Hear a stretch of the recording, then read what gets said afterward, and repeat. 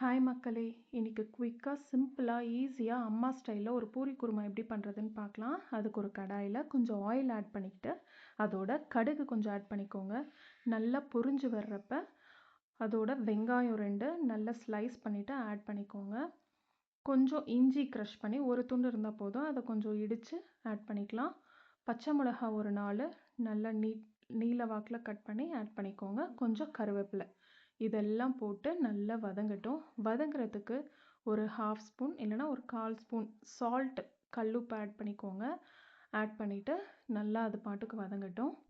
இப்போது ஒரு கப்பில் ஒரு 3 ஸ்பூன் கடலை மாவு எடுத்துக்கோங்க.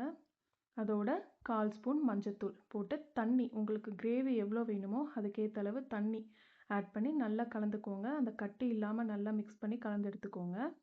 இப்போ வெங்காயம் நல்லா வதங்கின உடனே இந்த கலந்து வச்சுருக்க கடலை மாவை அதோட ஆட் பண்ணிக்கலாம். ஆட் பண்ணிவிட்டு தேவையான அளவு தண்ணி எவ்வளோ வேணுமோ நீங்கள் ஆட் பண்ணிக்கோங்க. ஆட் பண்ணிவிட்டு இப்போது 2 உருளைக்கிழங்கு எடுத்து, இப்போ பெரிய உருளைக்கிழங்கா இருந்தால் 2 இருக்கட்டும், மீடியம் சைஸ் உருளைக்கிழங்கா இருந்தால் 3 இருக்கட்டும். அதை நல்லா பாயில் பண்ணி மேஷ் பண்ணி எடுத்து வச்சுக்கோங்க. ஒரு கொதி வந்த உடனே இப்போது உருளைக்கிழங்கு உள்ளே போட்டு நல்லா மிக்ஸ் பண்ணி விட்டுருங்க. இப்போது ஒரு 5 நிமிஷத்துக்கு அது கொதிக்கட்டும்.